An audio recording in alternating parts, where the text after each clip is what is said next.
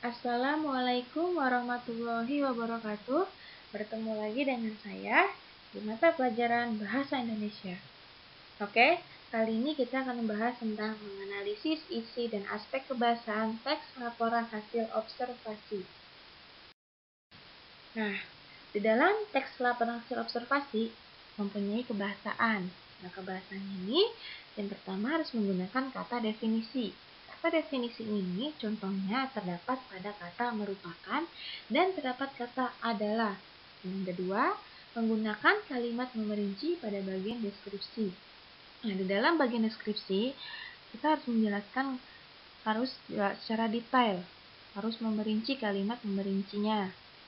Misalnya dalam bidang ilmu, nama latinnya, dan lain-lain, serta kalimat efektif atau kalimat unsur yang paling penting. Nah, juga terdapat kata sambung nih dalam teks observasi, yaitu terdapat kata yaitu, dan, selain itu, di samping itu, dari segi, dan lainnya. Nah, hal yang dianalisis dalam laporan dapat meliputi hal-hal berikut. Yang pertama, dari isi peristiwanya. Yang kedua, kronologi waktunya. Yang ketiga, kelengkapan datanya. Yang keempat, kebahasaannya. Yang kelima, bentuk laporannya. Nah, terus ada hal-hal yang perlu diperhatikan dalam menganalisis teks laporan hasil observasi. Yang pertama, memahami isi laporan dari bentuk isi maupun kebahasaan. Yang kedua, menguraikan secara detail atau rinci-rinci pokok isi laporan. Maksudnya yang pertama adalah kita harus memahami isi laporan dari bentuk tersebut, dari segi isinya ataupun dari segi kebahasaannya. Misalnya saya ambil contoh teks laporan hasil observasi tentang kucing. Berarti saya harus tahu dulu nih, harus paham apa itu kucing, nama latinnya dari kucing apa. Nah, itu adalah bagian yang pertama, harus paham tentang isi laporan yang akan kita observasi. Nah, yang kedua, harus menguraikan secara detail atau rinci-rinci pokok isi laporan. Maksud yang kedua ini adalah bagian yang secara detail. Ini bagian-bagian ini harus terperinci. Misalnya, tadi saya ambil contoh observasi tentang kucing, berarti harus dijelaskan secara detail. Misalnya, terdapat ada kepalanya, bagian badannya, bagian ekornya, bagian bulunya. Nah, itu bagian-bagian tersebut harus dijelaskan juga ya, teman-teman. Terus, yang ketiga, harus memberikan suatu pandangan atau pendapat terhadap laporan berdasarkan suatu teori atau definisi.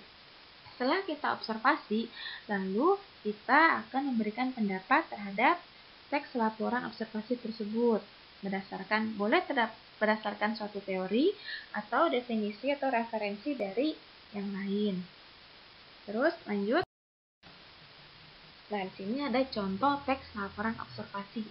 Nah, coba kita analisis dari segi kebahasaannya ya. Ini judulnya ada kucing Persia. Di sini terdapat kata merupakan, nih yang saya merahkan. Ada dua kata definisi.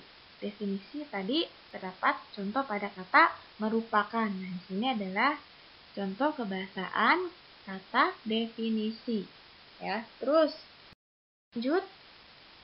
Nah, di sini juga saya tandakan ya, yang saya beri warna merah.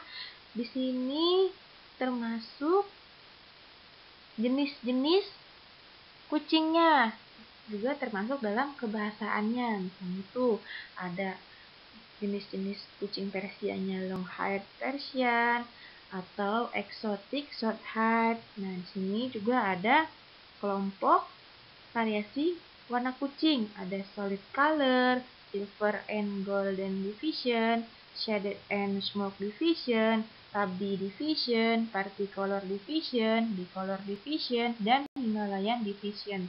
Nah, di sini termasuk adalah nama Latin dari kucing Persia. Ini juga termasuk dalam kebahasaan teks laporan hasil observasi. Terus lanjut.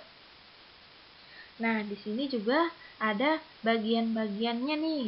Tadi saya sudah jelaskan bahwa di dalam teks laporan hasil observasi harus dijelaskan secara rinci Misalnya, ini judulnya kucing Persia memiliki bentuk dan ciri-ciri sebagai berikut. Dijelaskan, ada kepalanya, ada telinganya, ada badan, ada kaki, ada cakarnya, ada bulunya, ada ekornya, dan ada sifatnya. Nah, bagian-bagian tersebut juga harus dijelaskan satu persatu ya, yaitu disebut dengan teks laporan observasi.